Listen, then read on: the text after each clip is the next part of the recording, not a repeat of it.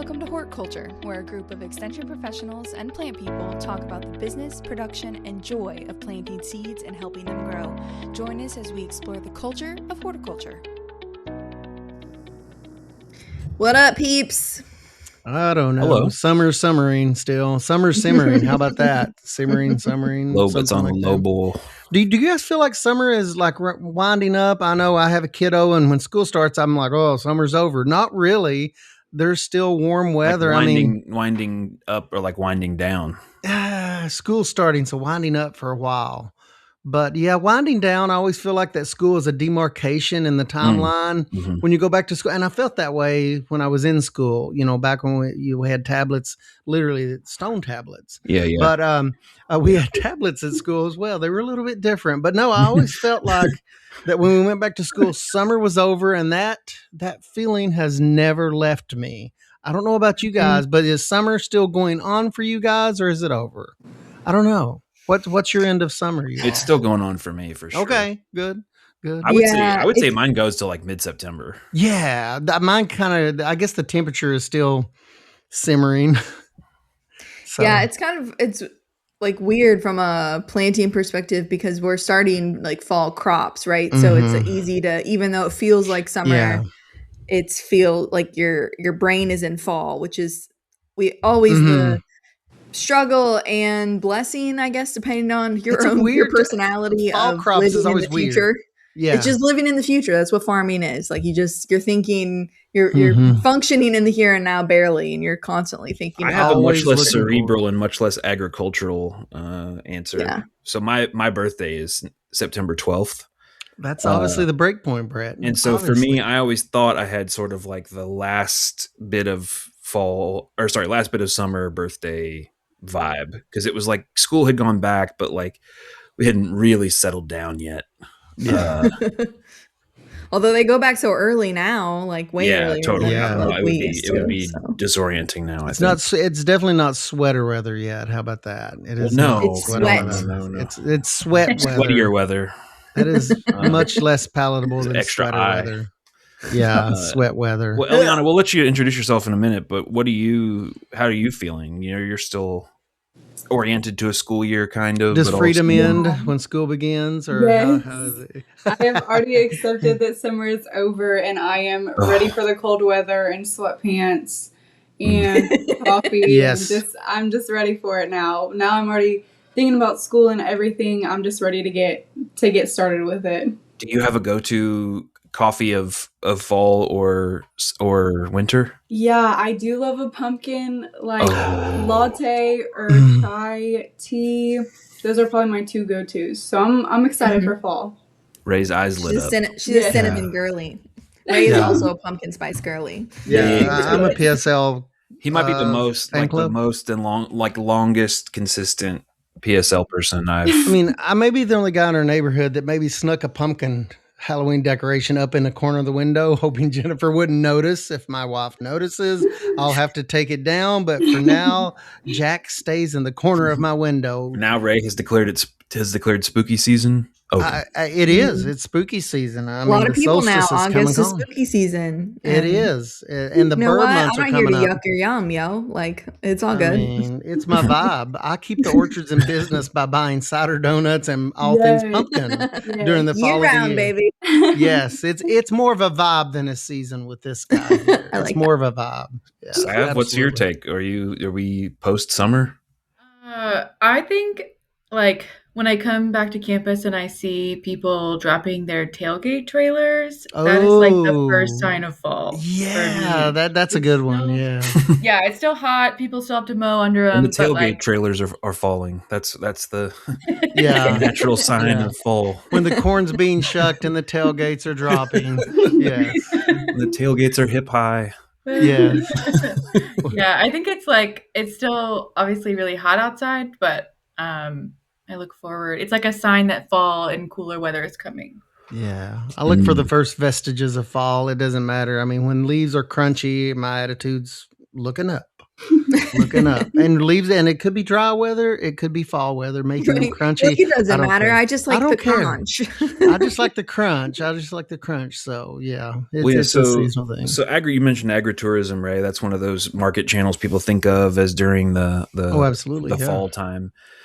And, we spend a lot of time on a lot of different market channels in the Center for Crop Diversification that we work in. And I was lucky enough to get to work with Eliana this summer. She joined us just for the summer to work on some various marketing stuff and a little bit of research. So Eliana, would you mind to just kind of tell us who you are, why you're coming to this, why you're interested, and maybe the idea to study more about farm to table and farm to restaurant came from your interests. So, hear about that too. Just pretty chill. Just whatever you feel comfortable sharing. Yeah. So I'm Eliana Lee. I'm from Versailles, Kentucky originally, and I've been surrounded by agriculture pretty much my whole life. Both my grandparents own pretty big working farms, and then my parents have a little hobby farm that me and my sisters grew up on, just like in the garden, helping with landscaping, had a few goats and things like that. So I've always loved agriculture and knew that I wanted to do it going on into the future. So when I heard about the CCD and the opportunity, I was super interested because I felt like I had a lot of the farm labor kind of down pat from working at my grandparents and on my own little farm. So I was super interested in all like the marketing and research, kind of on the other side of helping farmers instead of looking at it from the perspective of being a farmer myself. So I've just had a blast with this internship, doing all the research, going to the farmers markets, connecting with farmers and growers in Kentucky. I think it's been super helpful to my own career, looking forward into like the ag econ industry and wanting to do something like that, or something even more specific like the farm to table restaurant industry as well. Well, I do want to give a shout out to the Kentucky Ag Development Board and the Kentucky Horticulture Council. They funded this. We call it a fellowship, where we try to bring you on as a member of the CCD team for a summer during your undergrad studies. And it's been really cool to hear and learn about some of the stuff that you've been talking with. And Savannah, I know you've provided a lot of mentorship and support and guidance to Eliana this summer. So how would you describe what you do and how this fit into that? Yeah, so one program that I'm involved in is Market Ready, and we help producers who are looking to expand into larger volume markets like restaurants, grocery stores, retail spaces, and things like that. And we were looking to update our restaurant publication with some key considerations that have probably developed and changed over the last 10 years. So I was really excited to have Eliana with us because she really kind of made that possible. Sometimes some of our things get put on the back burner, but with Eliana's interest this year, we were able to work on that.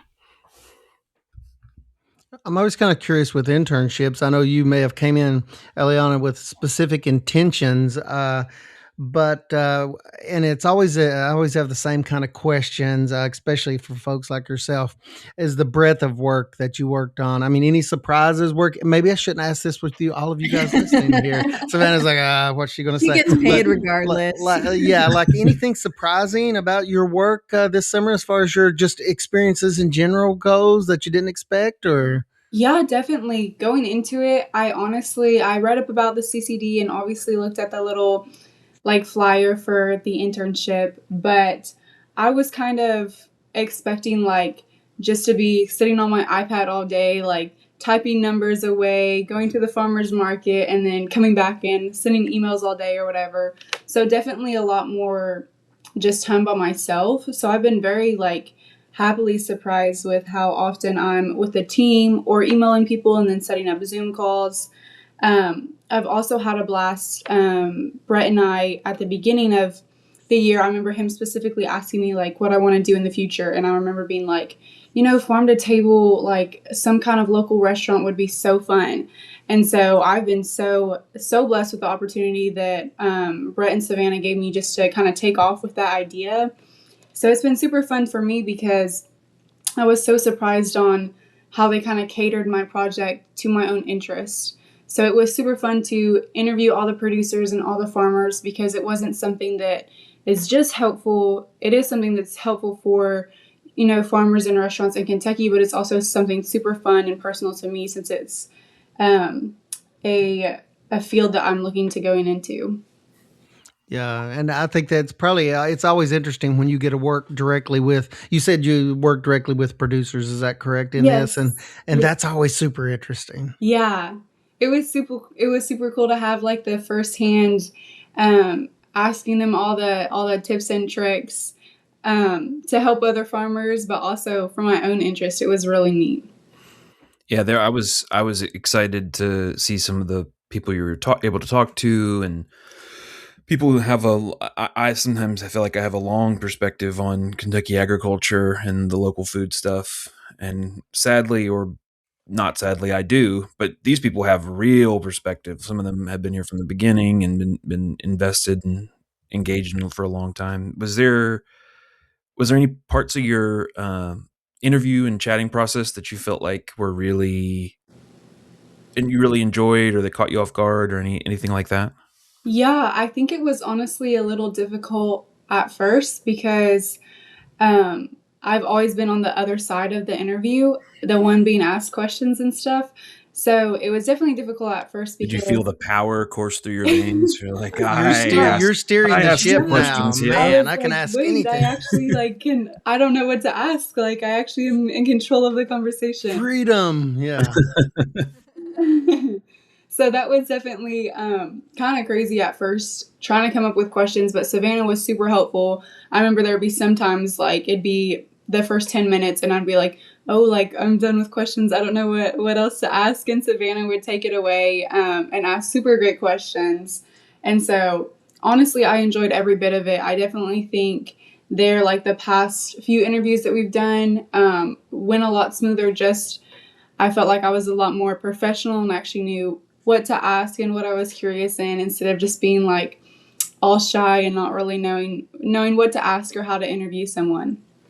She says she was shy, but I saw her interview someone, and I don't know if it was your first one, but I think it was one of the first ones. And I was like, wow, like I just kind of It's not was an on the other interview, end it's of a the table. conversation. Yeah, I had a whole conversation and just was like peeping in and was like, oh my goodness, like look at her go. So I think she did way better than me. Not easy to impress Alexis. Someone that's very conversational herself. Yeah. I hope to do it one day. But one day, maybe, if you're good. Yeah. Yeah, that sounds like a super cool experience, and all the things you probably learned just through. And you guys did team interviews, was it? Did I hear you just now say that with Savannah? You guys together? That's pretty cool. Yeah, that's cool. I would say Eliana was kind of leading it, and then we were just there to support as needed. Well, Sav, one of the cool things about how this all lined up with Eliana's interests was that it also aligned with some of the CCD's interest. And can you talk a little bit about there was an event earlier this year that you led our team's contributions and coordinated our team's contributions. You managed to get the two old guys on the team to come and do some talks at it. But can you tell us a little bit about that, who you worked with, and like kind of this overall restaurant intermediated markets? Where does that fit? Yeah. So earlier this year in March, we had our second retail readiness marketing workshop. And so that was our team along with Katie Bowman at K-Card and Deanne Elmore at the KDA and Kentucky Proud. And we had an all-day workshop for producers, value-added producers mostly, who were interested in having their product on grocery store shelves. And the grocery stores range from small, locally sourced stores like Good Foods Co-op, for example, here in Lexington, all the way up to what we are familiar with, like Meijer. We were able to have a branding session led by the great Brett Wolf. But also panels and other educational sessions that really prepared our growers across the state to make connections in the grocery store space and get their product on grocery store shelves. That is kind of the first step this year in preparation, later this fall in September, there is the Kentucky Proud Vendor Expo, and applications for that are closed now. But that is a place where producers can showcase their product in a booth setting, do samples, and buyers from a variety of stores will come and check their products out. And I think that's been really a really cool stepping stone we've been able to do for the past 2 years, is do a prep workshop and then follow that with a vendor expo. And it's a lot of our producers are looking for something that might be outside the farmers market, and a channel to grasp that they're not sitting at their farmers market booth every Saturday morning, because that is for some people and that isn't for others. So Yeah. trying to look at a space for them. And there is, interest, we know, in people purchasing local food as well. So stores honing in on that as well, that consumer preference. Yeah, I mean, that's one of the KDA has always been. We have worked with KDA and we'll continue to work through KDA for, I don't know, 5 or 6 or more commissioners. So we have that long-term relationship with their office. And I think you all had a chance maybe to talk with some people at KDA about the restaurant stuff. Pam Holbrook over there, who has it used to be called the Restaurant Rewards Program, now called the Buy Local Program. Is that right? Am I getting all of this correct? He said nervously. Eliana, can you talk a little bit about what that conversation was like? And Sav, if you have any thoughts about it too. Yeah, that conversation was really cool. So the Buy Local program is here for Kentucky, mainly the goal is trying to support local agriculture in Kentucky and keeping the most money back into the economy. And so it's a program for restaurants, but also for like hospitals and schools and other things. So whenever a restaurant or a business wants to buy local food, at the end of the year, they can turn in all of those documentations of all the local food they bought from Kentucky and get some sort of cash back and reimbursement to help as an incentives for businesses to buy local food. I think that it's $8,000 a year. Is that correct, Savannah? Yes, that sounds about right. There's a tiered program, and then they do have a lifetime cap of a number that I will not. I think it's 32,000. Yeah, that's probably right. Yeah. Yeah. So yeah. Those numbers have changed over time, but in general, and they may change again. Who knows? But in general, it's this way, I think, to reduce a little bit of the friction of sourcing local. Maybe it costs a little more, or maybe it's just more of a headache. And it's like, well, you can get a little bit of this back to try to make some of those bridge some of those gaps and see those. Hopefully, see those relationships continue even beyond the life of the program. I know you all also had a chance to talk to some pretty interesting people in the restaurants, people in the farms. Did you what kind of stuff were you hoping to hear from them? What types of answers did you get that maybe you weren't expecting or that you were expecting? Yeah, I think that we got a lot of surprising responses. I've always viewed like local food, and especially restaurants that buy local food, kind of more as like a marketing strategy. Like they'll purposely buy local food because the local food is more expensive, and then they can maybe charge up some of their prices for their dishes, but also just a way to differentiate themselves from other restaurants in Kentucky. So that was one question that I asked every restaurant owner that bought local, was like, okay, like is this just for a marketing strategy, or like why do you buy local? And I think it was so surprising. Every single person that Savannah and I asked, they immediately were like, no, like this is not just for the business. This is an ethical choice, a choice to support local farmers, an opportunity to get the best, highest quality food for their own customers. And I think that was probably the most surprising thing, because I probably walked into some of the interviews a little bit narrow-minded, with that perspective. So it was super cool to just hear everyone supporting local agriculture and that being their main drive for buying local food and the high quality produce and just a love for that and trying to keep the money back in Kentucky. I think that was definitely the most surprising thing to me personally. Oh, Brett's muted. Sad, you got any other thoughts about that? Yeah, I think it was really great to hear from both a farmer perspective and also a restaurant buyer perspective. Like Eliana said, all of our restaurant buyers are buying local food because it's important to them, and there's a range of restaurant buyers that have customers that are just coming to their restaurant, because they want to also keep their money in the local economy and purchase, a locally sourced meal. But there's also people that are patronizing the restaurant because they have good food. And there was a grower who said something along the lines of like, Mother Nature is the true artist, and if you are buying subpar food, your food is never going to be better than that. And he was a chef at one point. But that kind of speaks to, the quality of the food that local produce. So to quote Papa John, better ingredients, better pizza. I don't think Papa John's buys local.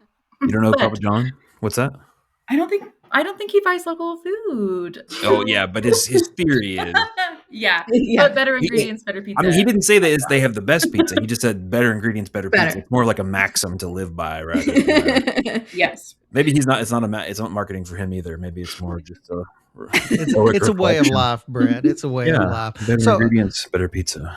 All of this work that you guys are putting in, I know CCD, I get lost in all the products that you guys produce as far as publications and information and putting things together, all this awesome data. But kind of what's the end point for the work that you guys were doing? Where is that going, or how, if I'm just ex-producer out there, how am I going to put my hands on this, or what are you guys doing with it? Is it going to be have public? I can answer this. Yeah, we will have a publication that awesome. We are working on, and then Eliana will also have some social media posts that will go out. I was wondering about the social media, if they would have a social media aspect. That was my follow-up. So good deal. Yes, I read. And she's already been. I mean, we all have been publishing like news stories this summer, just things that go out on social for sure, or into our newsletter. You can get just on the website and subscribe to that. So we've been sort of rolling out some of the results. There's a whole other piece of what Eliana's been doing that's not the restaurant stuff. That's the price report, the legwork and computer work, finger work, I guess, leg and finger work of the price reports for produce auctions and for farmers markets are the two things that we are most well known for, the most highly downloaded, yada, yada, yada. And so I would, that's just another piece of the impact of the work that in the products that have been coming out, all along this summer. But I'm curious, Eliana, like what was it like going to be? I've done my fair share of price reporting. What was that experience like for you? Yeah, I honestly loved it. I am now living like pretty close to the farmers market downtown Lexington because of school. So every Saturday morning I'd wake up and walk to the farmers market, and it was so fun. I loved walking around. I got to know a lot of the farmers because I'm kind of just creeping in the background, like taking notes on my phone.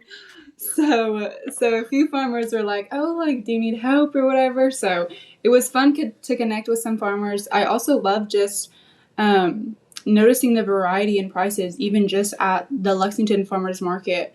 That was super interesting because there was a ton of variety in pricing just for like your common things at farmers markets. But I really did enjoy that. With the data price for the auctions in Kentucky, that was definitely took me a little bit more oomph to do than go to the farmers market.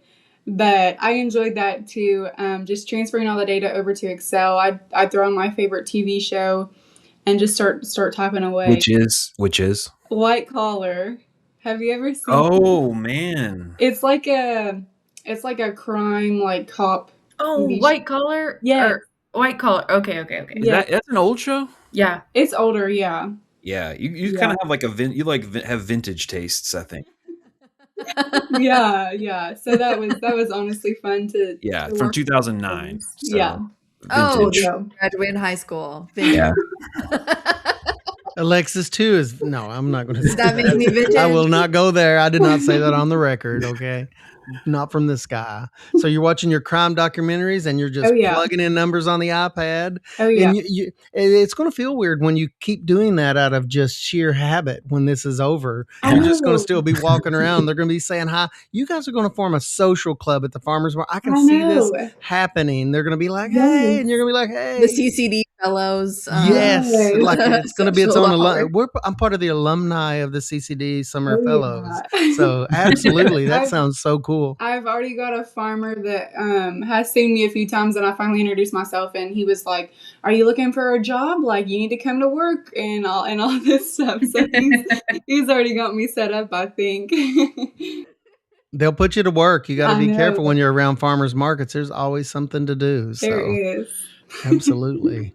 That sounds so super cool. So how quick as the summer went by for you? Did this like go by in a blur or what? I'm not in CCD, so you can be honest with me. Nobody's listening. Yeah. No one else is paying attention. Nobody's listening. Everybody turn around in your chairs. Yeah. Did it like just go by in a whiz or what this summer? It really and truly has. I felt like getting adjusted to some of this stuff at first was a little bit difficult, even just like the farmer's market or all the Excel data price stuff, just learning how to do stuff was a little different because it's not anything that I'm used to. But once I learned how to do it, and Brett and the whole team were all so helpful in guiding me and stuff.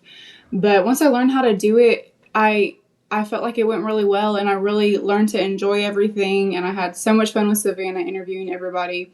So I felt like just like about a week ago, I babysit on the side too. And so my boys all went back to school. And I was like, oh my gosh, that means I'm starting school so soon. Everybody's going back to school. Yes. Summer's over, by the way. Summer's over. Yeah. Brett sent me an email that was like finishing things up. And I was like, oh, Lord have mercy. Like, that's coming up so soon. Yeah. Yeah, it's one of the funny things that, because when we try to do this crazy thing of bringing someone in, getting them up to speed, do something that means something to them, and get it to some sort of a conclusion all in a 10-week period. It's kind of a wild prospect for us and for the fellow. But I think it just, I don't know, it helped that you came in with such a clear focus on being interested in this farm to table stuff and the personality and communication and all the other nice things that they had me evaluate the person. I felt like, I don't know, what position am I in? But it's been a really great summer to learn some stuff. I'm curious what you all learned in the course of the interviews. Were there any like little nuggets or particular themes or whatever as you're exploring what to say about this experience? I know you also kind of did a little bit of a annotated bibliography where we, went and read some stuff and took some notes and that sort of thing. But if let's just say it's a really long elevator ride. What's your elevator pitch for the for what you all learned? Yeah, so I think specifically, I was really curious to whether farm to table is a feasible and profitable option, especially for small and medium-sized farmers that are starting off, and then on the restaurant side, whether that's actually a feasible option for them. And so I think that our conclusion is it is. Every farmer that we've interviewed said it was feasible. There was some hoops to jump through to make it feasible. But I think that the quality, we touched on that a little bit, but the quality of the produce really keeps restaurants coming back because it's the best quality that you can get. It's the highest quality, most nutrient dense. And so when farmers really lean into that aspect of it, it'll keep their clients coming back because restaurant owners want the best quality for their customers. I think the biggest constraint that we learned or that I noticed was communication between restaurants and farmers. A lot of interviewees touched on that a lot, that since there's no middleman, there's no person, that's super easily accessible just to get on your phone and order something like you would with a big wholesaler. And so I think that was the biggest constraint, was just the communication. Farmers learning how to be professional and send, reports of all their produce that they have, and restaurants learning how to communicate. I think that was probably the biggest barrier that we learned about through those interviews. Yeah, I think one tip I would have, if I was talking to a farmer, would be to focus on items that display that quality difference. So, like three examples would be, lettuce in regards to usable time, tomato in regards to taste, and then herbs in regards to flavor. If you can focus on a couple crops like that, that really uh, puts your product above, what you can get from other wholesalers who shall not be named. That can make a big difference. I mean, because we all know what a December tomato tastes like. Compared to or doesn't taste, period. yeah. There was something else I was going to say, but I have forgot it. Oh, communication. I would agree with that too. And something I would also suggest is to be in frequent communication, but also taking a little bit of time to forecast can be really helpful for the chef. I think on the feasibility side, and I think it seems like you heard that people said this mix might have a place in your marketing mix, or sorry, this market might have a place in your marketing mix. And I think part of it too, though, is that it's okay, and this is something I talk about often, but like it's okay to say no, or to say, like, to rule something out and say this is not a good fit for me because there's only one restaurant, for instance, and I have to deliver a really long way for that one small order, or the time of year that you need things is not the same time of year I can produce them, or whatever. I have had some folks before say that maybe there was a restaurant and they said to them, oh, can you grow this for me? This like really specialty thing, something they hadn't necessarily grown before. Did that come up in the interviews? That idea of like kind of almost like contract growing, like an unwritten contract, or like, and did you get any sage advice from anyone? Yeah, that did come up in a few interviews. And one person I'm thinking of in particular, I asked that question kind of like, where's the line of you want to sell to your restaurants and give them what they want, but also stay true to what you can do with the best quality. And one interview specifically said, when you get into that mix of trying to produce something that's either trending in the restaurant industry or someone's asking for specifically, but you don't totally know how to do it, she was like, that ends up being a trap for the farmer. And that was just one person's perspective, but a lot of farmers really emphasized how important it is to stick to what you know because of the quality. So when you can stick to maybe just a few crops that you can produce the best quality of, just stick to that, and not trying to worry about producing everything under the sun that one restaurant needs, because they'll buy it from another place that has really great tomatoes if you focus on selling your perfect lettuce. And I think that was a big takeaway as well. Yeah. I think that it's an interesting, the thing you said earlier, that for some of the business owners, they're saying that sourcing local for them isn't necessarily a specific marketing thing, that they have these other values that they associate with that. And I think some of those same restaurants, they bring those values to the menu planning, where the question isn't how do I get this thing that I need?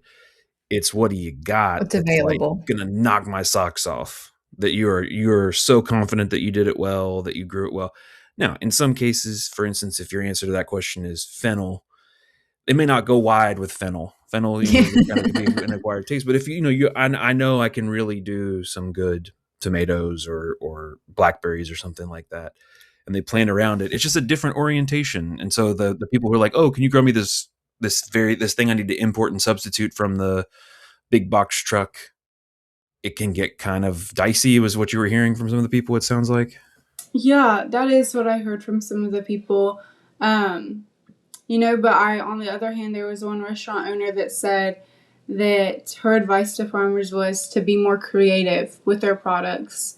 So I think that we did hear a little bit of both sides, but I think for the majority, a lot of people just focused on sticking to what you know, growing it to the best you can, and just leaning into that excellence when selling to restaurants. Nice. There's probably opportunity for like middle ground, right? Like, you can grow really great red tomatoes, but you've got a market and you've got people saying we'd love to have some like yellow stripy tomatoes. Well, when it comes down to it, for the most part, nobody come for me saying this.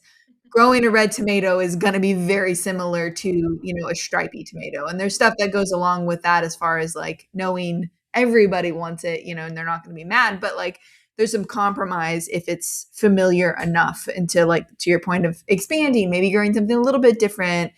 Culinary is you eat with your eyes, right? In a lot of ways. So that's an opportunity as well. But yeah, there's a little compromise there maybe.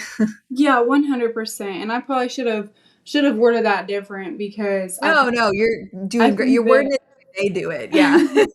I think that farmers, when they are first beginning or first looking into selling to restaurants, that's whenever it's important to kind of stick to what you know or not go chasing every trend. But like you're saying, if you know how to grow this certain kind of tomatoes really well, okay, why not grow another one for someone that's requesting it? Yeah, don't just like go out and be like, oh yeah, my restaurant wants ginger and turmeric. I've never grown it before, but I'm gonna come in and start off with that. But yeah, no, that's great advice on both sides of the coin. Well, Eliana, what in the last few minutes here, where do you see yourself heading next? Whether that be immediately next, or are you taking any fun classes this semester, or more beyond, down the road? And has anything you've seen got you thinking differently about that? Influence you?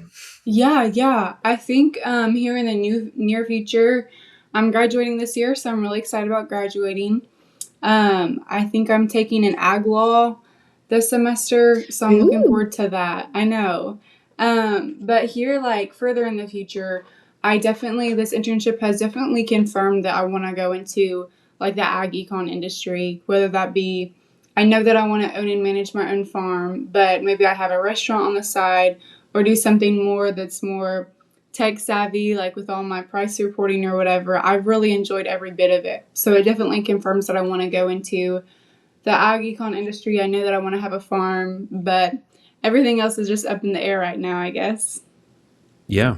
Perfect place to be. I also don't know where I'm headed. So yeah, I don't know what I want to be when I grow up. So it's okay. Not as long as you know when you get there. There you go. Yeah. Well, we really appreciate you joining us to kind of share about your summer project. And if anybody out there has thoughts they want us to share with Eliana from you about your experiences, you can email us at hortculturepodcast@gmail.com. You can also follow us and message us on Instagram at Hort Culture Podcast. And again, thank you to Savannah and Eliana for joining us today, and we'll see y'all down the line.